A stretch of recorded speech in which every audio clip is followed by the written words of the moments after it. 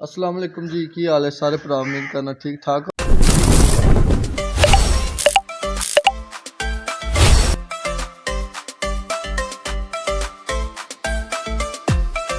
होदे। खैर कीर्तन होदे।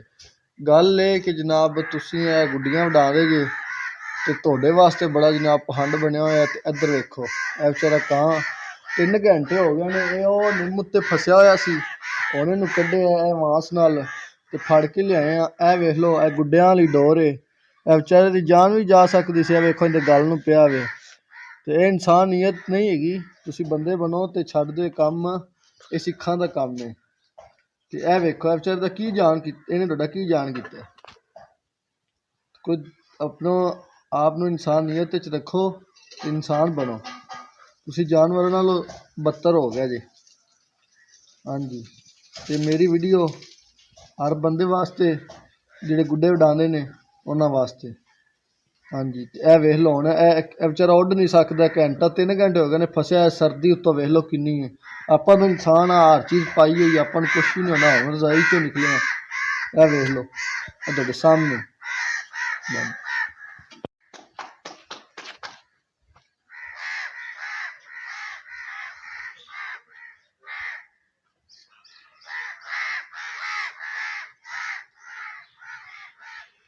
बबरे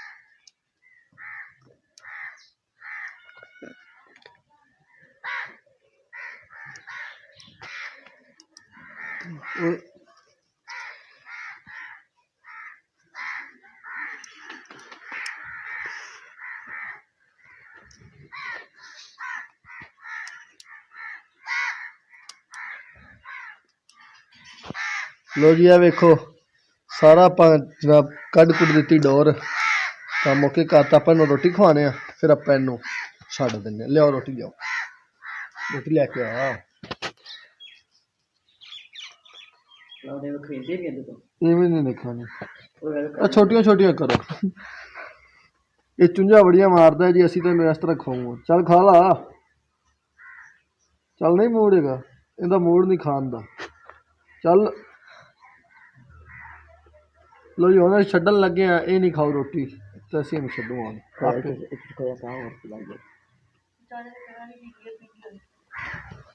लो जी ओए उड्डिया नहीं जा रहा अंदर को हाले उड़ाने आपां रोटी पानी।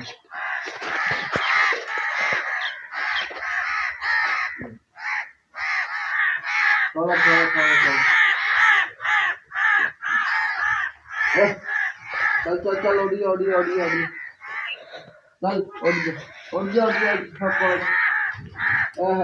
चल चल उतर हो जा।